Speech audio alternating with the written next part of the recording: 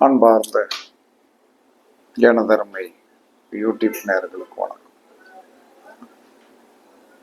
இதுவும் ஒரு முக்கியமான பதிவு தான். காலச்சக்கரத்துல ஒரு குறிப்பிட்ட இடத்துலனா 12 கட்டத்தில், இந்த 12 கட்டத்துல விருச்சிகம் என்று சொல்லக்கூடிய கட்டம். இந்த விருச்சிகம் என்று சொல்லக்கூடிய இந்த கட்டம் என்ன சொல்லலாம்னா, மனித வாழ்க்கையில் ரொம்ப முக்கியமான கட்டம். ரொம்ப முக்கியமான கட்டம். சாதாரணமான விஷயம் கிடையாது. விருச்சிகம் என்பது காலபுருஷனுடைய 8ஆம் இடம். இந்த காலபுருஷனுடைய 8ஆம் இடத்துல யாருக்கு கிரகம் இருந்தாலும், காலபுருஷனுடைய 8ஆம் இடத்துல யாருக்கு கிரகம் இருந்தாலும் அந்த கிரகத்தால் உங்களுக்கு வதம் உண்டு. விருச்சிகத்தில் இருக்கிற கிரகம் வதப்படாமல் இருக்காது. அந்த இடத்துல வதப்படாமல் ஒரு கிரகம் மட்டும்தான் இருக்கும், கேது மட்டும்தான் இருக்கும். செவ்வாய் ஆட்சியாக இருக்கலாம். அந்த இடத்துல செவ்வாய், விருச்சிகத்தில் செவ்வாய் ஆட்சி தான். ஆட்சியாக இருந்தாலும் தன்னுடைய சுய வீட்டில் அவர் எவ்வளவுதான் ஆட்சியாக இருந்தாலும் அவரால் என்ன சொல்றாங்கன்னா பெரிய போராட்டம் தான் இருக்கும். அந்த போராட்டம் ஏன் அந்த விருச்சிகம் அந்த மாதிரி விருச்சிகத்தை ஒரு போராட்ட களமாக வைத்தார்கள் அப்படின்னா, அந்த இடத்துக்கு ஏன் தேளை கொடுத்தாங்க? தேள் என்பது தனிமை விரும்பி. தேள் என்பது ஒரு தனிமை விரும்பி. அந்த தேள் எப்பயுமே யாரு விருச்சிக ராசின்னு போய் நீங்க பிறந்துட்டாலும் சரிதான், விருச்சிக லக்கணம் அப்படின்னு பிறந்துட்டாலும் சரிதான், அதுல விசாக நட்சத்திரம் இருக்கு. அதற்கடுத்து என்ன சொல்லலாம்னா அனுச நட்சத்திரம் இருக்கு. அதுக்கடுத்து கேட்ட நட்சத்திரம் இருக்கு. இந்த நட்சத்திரங்கள் என்ன சொன்னா ஒரு விதத்தில் குருவுடைய நட்சத்திரம் இருக்கு. குருவுடைய நட்சத்திரம் விருச்சிகத்துக்கு 2-5 கூடிய பூர்வ புண்ணிய ஸ்தானாதிபதி என்று சொல்லக்கூடிய அந்த ஒரு பாதம் மட்டும் இருக்கிறது. அதே சமயத்துல அனுசம் விருச்சிகத்திற்கு சனி என்ன சொல்லலாம், பக்கா பகையாளி. அந்த இடத்துல கொண்டு வச்சுட்டான். புதன் விருச்சிகத்துக்கு அட்டமாதி.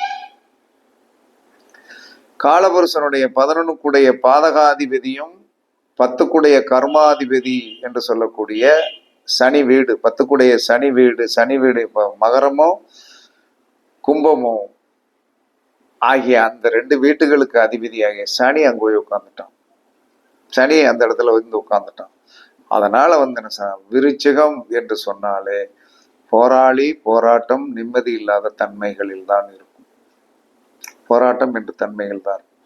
அப்ப அந்த போராட்டம் என்று தன்மைகள் இருக்கும். அந்த இடத்துல ஒரு கிரகம் இருந்துருச்சுன்னு வை, கிரகம் இருந்து திசை நடத்தினால் உங்களை கொல்லுன்னு கொல்லுவான். ஆனா உயிரை எடுக்க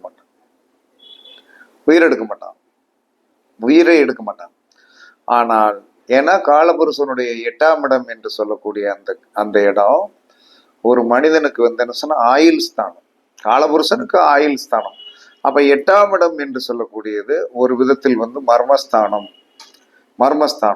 அந்த மர்மஸ்தானத்தில் என்ன சொன்னா ஏதாவது என்ன சொன்னா ஒரு நோய்களை உருவாக்குவான். அதுல இச்சைகளை தோன்றுவான். அதிகமான இச்சைகளை விருச்சிகத்தில் ஒரு கிரகம் இருந்து விட்டது என்று சொன்னால், எந்த கிரகம் இருந்தது என்று சொன்னாலும் சரிதான், அவர் அந்த திசை, அந்த இடத்துல இருந்து திசை ஓடும் போது, திசை ஓடலைன்னா பிரச்சனை இல்லை. ஆனால் புத்தி ஓடுனாலும் அந்தரம் ஓடுனாலும் என்ன சொன்னான்னா அவர் என்ன அவப்பெயர் வாங்குவார் என்று சொன்னால், செக்ஷுவல் லைஃப்ல அவப்பெயர் வாங்குவார். வாங்கிடுவார். கெட்ட பெயர். நீங்க கெட்டு போய் இருந்தாலும் சரிதான், கெட்டு போகாம இருந்தாலும் சரிதான், உங்களுக்கு அவமானம் என்பது கண்டிப்பாக உண்டு. அதுல எந்தவித மாற்று கருத்துமே கிடையாது. அப்ப விருச்சிகத்தில் இருந்து திசை நடத்தும் போது, எந்த கிரகம் இருந்து நடத்தும் போதும் உங்களுக்கு ஒரு அவப்பெயர் கண்டிப்பாக உண்டு. நீங்கள் ஒரு தர்ம சங்கடமான ஒரு நிகழ்வுக்கு தள்ளப்படுவீர்கள். ஒரு பக்கம் வந்து என்ன சொன்னா அது காலபுருஷனுடைய 8ஆம் இடம். 8ஆம் இடம் என்பது என்ன சொன்னா மன உளைச்சல், பிரச்சனை, நோய். ஏதாவது ஒரு நோயை வந்து கண்டிப்பா கொடுப்பார். ஏதாவது ஒரு நோயை வந்து கண்டிப்பாக கொடுத்துருவார். அப்ப 8ஆம் இடம் என்பது நோயின் தீராத நோய். அது வந்து ஒரு தீராத நோய். அந்த தீராத நோயை வந்து கொடுத்து என்ன சொல்றான்னா போராட்ட களத்தில் வந்து சந்திக்க வைத்து விடுவார். அதே சமயத்தில் வந்து உங்களுக்கு வந்து ஒரு தேவையில்லாத உறவை கண்டிப்பா கொடுப்பார். அது நல்ல உறவாக இருக்கலாம், கள்ள உறவாக இருக்கலாம், உங்களை ஏமாற்றுகின்ற உறவாக இருக்கலாம். ஏன்னா அங்க கேட்ட நட்சத்திரம் உட்கார்ந்துருக்கான். அந்த கேட்ட நட்சத்திரத்தில் பிறந்த இந்திரனுக்கு யோனி தோஷம் உடையது. கேட்டை நட்சத்திரத்தில் போய் பிறந்த இந்திரனுக்கு யோனி தோஷம் உடையது. அவனோ இந்திரன் கெட்டதும் பெண்ணாலே, சந்திரன் கெட்டதும் பெண்ணாதலே அப்படிங்கிற அந்த சந்திரன் அந்த இடத்துல நீசமாயிடும். ஏன் அந்த இடத்துல சந்திரன் நீசமாகணும்? சந்திரன் வந்து என்ன சொன்ன காலபுருஷனுக்கு 4 கூடையவன் 8ஆம் இடத்தில் போய் ஏன் நீசமாகணும்? அந்த நீசமாயிடும். அப்ப அங்க கேட்டை நட்சத்திரம் என்பது சந்திரனுக்கு தோஷமானது. சந்திரனுக்கு தோஷமானது. அதே சமயத்துல வந்து என்ன சொன்னா விருச்சிகத்தில் இருந்து திசை யாருக்கு நடத்தினாலும் அவர்கள் ஒரு போராளியாகத்தான். அவர்கள் அந்த காலத்தை பெரிய சிரமத்தில் தான் கழிக்க வேண்டும், சிரமத்தில் தான் இருக்க வேண்டும் என்று சொல்லக்கூடிய ஒரு விதியை நீங்கள் மனதில் கண்டிப்பாக நினைத்து கொள்ளுங்கள். மனதில் நினைத்து கொள்ளுங்கள். அது உங்களுக்கு லக்கணத்திற்கு எந்த இடமாக வருகிறது என்று பாருங்கள். லக்கணம் நம்ம வந்து காலபுருஷனுடைய 8ஆம் இடத்தில் வந்து விருச்சிகத்தை பத்தி பேசுறோம்.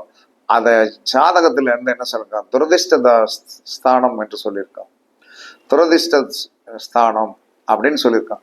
அப்ப துரதிஷ்ட ஸ்தானத்துல போய் சந்திரன் நீசமாகிறாரு, கேது உச்சமாகிறார், செவ்வாய் ஆட்சி ஆகிறார். அப்ப அந்த அந்த காலத்தில் வந்து என்ன சொல்றான்னா காலபுருஷனுடைய 4ஆம் இடம் என்று ஒரு திசை ஓட்டும் போது அந்த இடம் வந்து ஃபங்க்ஷனிங்ல இருக்கும். ஒரு திசை எந்த இடத்துல இருந்தோட அந்த இடத்துல தான் என்ன சொல்றாங்கன்னா லைட் எரிஞ்சிட்டு இருக்கும். அதுல வருகின்ற கிரகங்கள் என்ன செய்யும்னா சந்திரனுக்கு ஆகாது. சந்திரனை வந்து தாய் என்று சொன்னாலும் தாய் வீடு பூமி நிலத்தில் ஒரு பிரச்சனை கண்டிப்பாக வரும். மனை சார்ந்த விஷயத்தில் பிரச்சனை வரும். ஒன்று, அந்த சந்திரன் நீசமான தோஷத்தை வந்து நீங்க அப்படி எடுக்கணும். அதுக்கடுத்து செவ்வாய் ஆட்சி. செவ்வாய் ஆட்சின்னா யாரு? உங்களுடைய லக்கணத்திற்கு வந்து உங்க லக்கணத்திற்கு வந்து யாரு வந்து என்ன சொல்றான்னா செவ்வாய் ஆட்சி. அது உங்க லக்கணத்திற்கு யாரோ அந்த அந்த நபரால் நீங்கள் ஆட்டுவிக்கப்படுவீர்கள். அந்த நபரால் உறுதியாக ஆட்டுவிக்கப்படுவீர்கள். அதுல எந்தவித மாற்றமே கிடையாது. விருச்சிகத்தோடைய ஒரு பெரிய கொடுமை என்ன சொல்றான்னா போலீஸ் லாக்அப் அப்படின்ட்டான். போலீஸ் லாக்அப் அந்த அளவுக்கு அந்த இடம் வந்து கொடுமையானது. அதுல எந்தவித மாற்றமும் கிடையாது. அதுல கிரகங்கள் இருந்து வந்து என்ன சொன்னா நீங்கள் ஆழ்ந்த அறிவும் சிந்தனைக்கும் போவீர்கள். அதுல எந்தவித மாற்று கருத்தும் கிடையாது. அதனால வந்து உங்களுக்கு ஒரு பெரிய லாபங்கள்லாம் இருந்தாலும் அதற்குண்டான வேதனைகள் என்பது 8ஆம் இடம் என்பது கொடுக்கும் ஒரு அது என்ன சொன்னா திடீர் அதிர்ஷ்டம், திடீர்னு வரக்கூடிய ஒரு பணம், பொருளாதாரம் எல்லாம் இருக்கும். அந்த இடத்தில் வந்து ஒரு பொருள்காரகம் கிடைத்து விட்டது என்று சொன்னால் உயிர்காரகத்தை எடுத்துருவான். ஒரு உயிர்காரகத்துடைய தன்மை வலிமையாக இருந்ததுனால் பொருள்காரகத்தை அதுக்கு ஈக்குவலா எடுத்துக்கலாம். இது ரெண்டையும் நீங்க என்ன சொல்லலாம் சமநிலைப்படுத்தி உயிர்காரகம் பாதிக்கக்கூடாது, பொருள்காரகம் பாதிக்கக்கூடாது. அப்ப என்ன செய்யணும்? நீங்கள் தர்மம் பண்ணணும். அதர்ம வீடு துரதிஷ்ட வீட்டை நீங்கள் சரி கட்ட வேண்டும் என்று சொன்னால் அதிலிருந்து அவங்களுக்கு என்ன சொன்னா பாவங்கள் வந்து என்ன சொல்றான்னா வந்து பாவங்கள் வந்து என்ன சொன்னா 8ஆம் இடம் காலபுருஷனுடைய 8ஆம் இடத்துல இருந்து அவங்களுடைய பாவங்கள் வந்து கண்டிப்பா வரும். அப்ப இந்த விருச்சிகத்திற்கு உண்டான செவ்வாய் வந்து என்ன சொல்றான்னா உச்சமாகிற இடம் காலபுருஷனுடைய 10ஆம் இடம், நேசமாகிற இடம் வந்து கடக வீடு. இந்த ரெண்டுத்துக்கு ஒரு கனெக்ஷன் உண்டு. என்ன காரணம்? விருச்சிகத்திற்கு உண்டான செவ்வாய் உச்சமாவது மகரத்துல போய் உச்சமாகிறார், நேசமாகிற செவ்வாய் இதில் நேசமாகிறார். அப்ப தொழில் சார்ந்த விஷயத்தில் ஒரு கண்டிப்பாக யோகம் உண்டு. விருச்சிகத்திலிருந்து ஒரு திசை நடத்தும் போது தொழில் சார்ந்த விஷயத்தில் ஒரு யோகம் உண்டு. ஏன்னா அந்த 3ஆம் இடம் வந்து என்ன செய்யும்? விருச்சிகத்திற்கு 3ஆம் இடம் வந்து அந்த விருச்சிகத்துக்கு உண்டான செவ்வாய் உச்சமாகிற வீடு. அதன் மூலமாக கண்டிப்பாக ஒரு தொழிலில் வந்து ஒரு பேரு புகழ் எல்லாம் வரும். அதே சமயத்துல காலபுருஷனுடைய 4ஆம் வீடு என்று சொல்லக்கூடிய உங்களுடைய லக்கணத்திற்கு அது எத்தனாம் வீடோ அதுல ஒரு இழப்பீடு உண்டு. ஒன்றை கொடுப்பான், ஒன்றை புடுங்குவான். இதெல்லாம் சமன்படுத்துவதற்கு ஏதாவது வழி இருக்கிறது என்று சொன்னால் சாட்சாத் அந்த இடத்துல கேது பகவான் உச்சம். டெய்லி வந்து என்ன செய்யணும்னா எல்லாத்தோருடைய வினைகளையும் சரி பண்ணுவதற்கு விநாயக பெருமானை நீங்கள் டெய்லி வழிபாடு பண்ணிருங்க.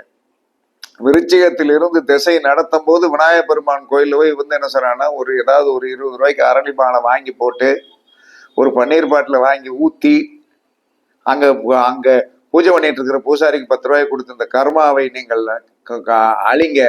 ஆனால் கண்டிப்பாக என்ன சொல்றானா உங்களை இதுல கடலில் தூக்கி போடப்பட்ட நீங்கள் தத்தளிக்கும் போது ஒரு கட்டை கிடைத்த மாதிரி இந்த கேது பகவான் தான் அந்த இடத்திற்கு உங்களுக்கு துணை புரிய வருவார். வேற யாரும் வரமாட்டாங்க. கேது பகவான் தான் அந்த இடத்திற்கு வந்து துணை புரிய வருவார். செவ்வாய் ஒன்றை கொடுத்து ஒரு இடத்துல போய் நேசமாயிருவார். செவ்வாய் ஒன்றை கொடுப்பாரு, 10ஆம் இடம் சார்ந்த ஒரு விஷயத்துல கொடுப்பாரு. அது உங்களுடைய லக்கணத்திற்கு எந்த இடம் என்று பார்த்து கொள்ளுங்கள். காலபுருஷனுக்கு அது 10ஆம் இடம், அதுல இருந்து ஒரு வளர்ச்சி உண்டு. அதே சமயத்தில் வந்து என்ன சொல்றான்னா காலபுருஷனுக்கு 4ஆம் இடம் என்பது உங்களுக்கு எத்தனாம் இடம் வருகிறதோ அதுல ஒரு வீழ்ச்சி உண்டு. கண்டிப்பாக அதுல ஒரு வீழ்ச்சி உண்டு. அப்ப இந்த 2 பேலன்ஸையும் இதுல ஒரு வெற்றி இருக்கு, இதுல ஒரு தோல்வி இருக்குது. இதுக்கு ஊடால கூடி யாரை பிடிக்கணும்னா கேது பகவானை பிடித்து விட்டீர்கள் என்று சொன்னால் கண்டிப்பாக ஆன்மீகம் சார்ந்த ஒரு விஷயத்தில் சாதுக்களுக்கு உணவு வாங்கி கொடுத்தல், அதுவும் முருகன் கோயிலுக்கு வாசல்ல இருக்கிறவனுக்கு வந்து என்ன சொல்றான்னா உணவு வாங்கி கொடுக்கணும், அவனுக்கு ஒரு டீ குடிக்க காசு கொடுக்கணும். எப்ப போனாலும் வந்து அங்க ஒருத்தன் உட்கார்ந்துருப்பான், அவன் தான் உங்க கர்மாவை வந்து என்ன சொல்றான்னா ஓடி வருவான். விருச்சிகத்தில் திசை நடத்தும் போது என்ன சொல்றான்னா சாதுக்கள் அப்படிங்கிறதுல இந்த காவி கட்டினவர்களுடைய காவி கட்டியவர்களுடைய தொடர்பு வரும். அவங்கள விட மாட்டான். சாமி நீங்க போனீங்கன்னா சாமின்னு வருவான். அப்ப அந்த கர்மாவை அவன் வாங்குவதற்கு வருவான். அப்ப இப்படியெல்லாம் விருச்சிகத்தில் இருந்து யாருக்கு திசை நடத்தினாலும், விருச்சிகத்தில் உங்களுக்கு கிரகம் இருந்தாலும் நீங்கள் ஒரு வளர்ச்சியையும் ஒரு வீழ்ச்சியையும் சந்திப்பீர்கள். அந்த வளர்ச்சியும் நமக்கு கிடைக்கணும், வீழ்ச்சியிலையும் பாதிப்பு வரக்கூடாது என்று சொன்னால் கேது பகவானை வந்து காலை கெட்டியாக பிடிச்சுக்கிடணும். பிடிச்சு வந்து என்ன சொன்னா நீங்கள் உயரத்திற்கு வரவில்லை என்று சொன்னாலும் உங்களுடைய தலை வந்து என்ன சொன்னா வெட்டப்படாமல் பார்த்து கொள்ளும். இல்லைன்னா விருச்சிகம் வந்து என்ன சொல்லலாம்னா கண்டிப்பாக வெட்டப்படும் இடமாக மாறிவிடும். வெட்டப்படும் என்று இடமாக மாறிவிடும். நாங்க அனுச நட்சத்திரத்துல இருக்கு. அனுச நட்சத்திரம் வந்து என்ன சொல்லலாம்னா புதையல் நட்சத்திரம் தான். இல்லைன்னு யாரும் சொல்லலாம். அனுச நட்சத்திரம் புதையல் நட்சத்திரம். ஆமா, அந்த அனுச நட்சத்திரம் இருந்து வந்து என்ன சொன்னான்னா அந்த அனுச நட்சத்திரத்தால் விருச்சிகத்தில் வந்து ஒரு யோகம், அதுல ஏதாவது அனுச நட்சத்திரத்துல ஒரு கிரகம் இருந்தால் கண்டிப்பாக அது யோகத்தை கொடுக்கும். ஆனா அனுசத்தோடைய இன்னொரு குணம் என்ன என்று சொன்னால், சனியோடைய இன்னொரு குணம் என்று சொன்னால், சனிக்கு எப்பயுமே வந்து என்ன சொன்னான்னா வந்து சனியோடைய நட்சத்திரத்தில் வந்து கிரகங்கள் இருந்தால் தாய் இருக்கின்றவரை யோகவான். தாய் இருக்கின்றவரை நீங்கள் யோகவான் தான். உங்களுக்கு என்ன பிரச்சனை வந்தாலும் என்ன சொல்லலாம்னா வந்து சனி வந்து கண்டிப்பாக வந்து உங்களை கெடுக்க மாட்டார். ஏன்னா சனிக்கு 6வது நட்சத்திரம் சந்திரனுடைய நட்சத்திரம். அப்ப தாய் போய்விட்டாளா உன்னுடைய யோகம் போய்விட்டது. எந்த ஒரு சனியோடைய நட்சத்திரத்தில் இருந்தும் கிரகம் இருந்தால் தாய் இருக்கின்ற வரை அவர்களுக்கு கஷ்டம் இல்லை. தாய் இருக்கின்ற வரைக்கும் அவர்களுக்கு கஷ்டம் இல்லை. தாய் போய்விட்டாளா அன்றைக்கே உங்களுடைய யோகம் போய்விடும். பிறகு நீங்கள் வந்து என்ன சொன்ன செயற்கை தாய் அப்படின்னு சொல்லக்கூடிய பராசக்தி வந்து நீங்க வழிபாடு பண்ணணும். இவ்வளவு ரகசியங்கள் ஜோதிடத்துக்குள்ள இருக்குது. இது கொஞ்சம் ஜோதிடம் படிச்சவங்களுக்கு தான் புரியும், எல்லாருக்கும் புரியாது. இன்றைக்கு குரு பூர்ணிமா என்று சொல்லக்கூடிய ஒரு ஆதிபத்தியத்துல பேச வேண்டும் என்று சொல்லக்கூடிய ஒரு நம்மளுடைய குரு நமக்கு வந்து இந்த ஒரு பேச வேண்டிய வாய்ப்பை கொடுத்தார். அப்ப விருச்சிகத்தில் கிரகம் இருந்தால் நீங்கள் ஜாக்கிரதையாகத்தான் இருக்க வேண்டும். பொருள்காரகத்தை கொடுத்து உயிர்காரகத்தை அழித்து விடுவான். அப்ப என்ன செய்யணும்? சாதுக்கள், முருகன் கோவில் வாசல் இருக்கின்ற சாதுக்களுக்கு நீங்கள் தர்மம் பண்ணி கொண்டே இருங்கள். ஏன்னா எனக்கு விருச்சிகத்தில் 2019 6ஆம் மாசம் 19/6/2019 திசை ஆரம்பிச்சது. 2020 தாய் மரணம்.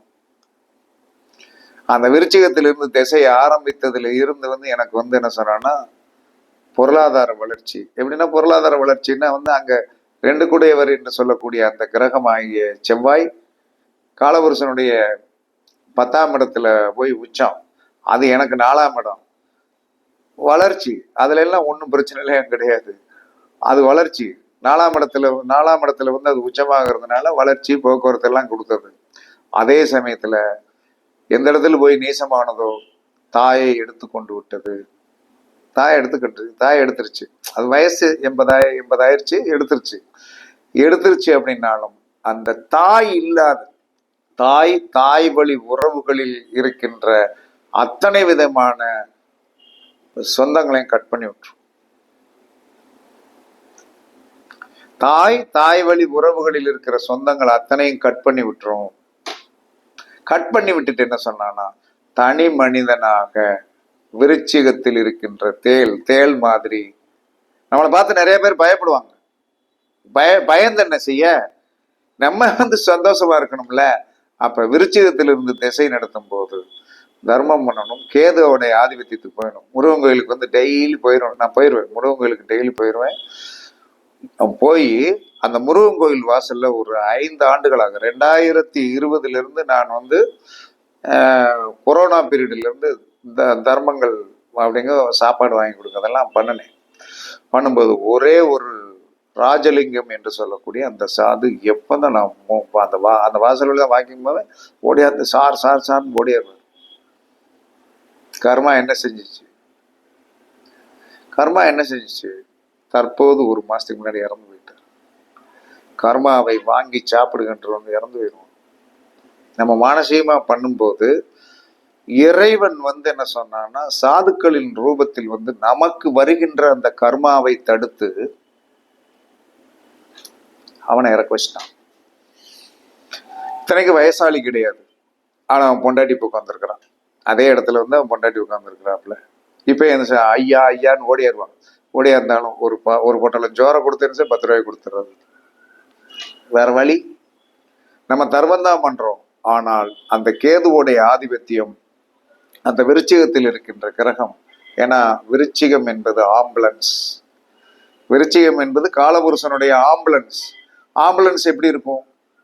இதை கொஞ்சம் சிந்தனை பண்ணி பாருங்கள். விருச்சிகத்தில் யாருக்கு இருந்து திசை நடத்தினாலும் ஆம்புலன்ஸ் என்பது எப்ப என்ன வரும், கீங்கிற ஒரு சத்தம் வரும்னு தெரியவே தெரியாது. அந்த அளவுக்கு திசையை ரசிக்கணும். ஜோதிடராக இருப்பதை மட்டுமல்ல, திசையை ரசிக்கணும். ரசிச்சு அதை தீர்வு பண்ண தெரியணும். அதற்கு அடுத்து ஒரே ஒரு தீர்வு, எம்பெருமான் முருகப்பெருமான் தான் கடைசியில் நமக்கு என்ன சொன்னான்னா, அவரிடம் சாஷ்டாங்கமாக விழுந்து விட்டால் அவர் பார்த்து கொள்வார் என்பதுதான் சூத்திரம். அதனால் விருச்சிகத்திலிருந்து திசை நடத்தினாலும், விருச்சிகத்தில் எந்த கிரகம் இருந்தாலும் நீங்கள் முருகனை கையில் பிடித்து கொண்டீர்கள் என்று சொன்னால் உங்களுடைய வாழ்க்கையில் சங்கடங்கள் தீரும். உயிர்காரகத்தில் வரக்கூடிய இழப்பீடுகள் தப்பித்துக் கொள்ளும்.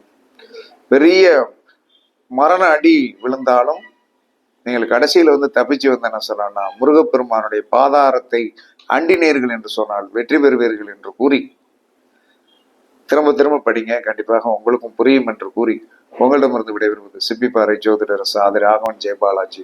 சுகமே சொல்க, வாழ்க வளமுடன். வணக்கம்.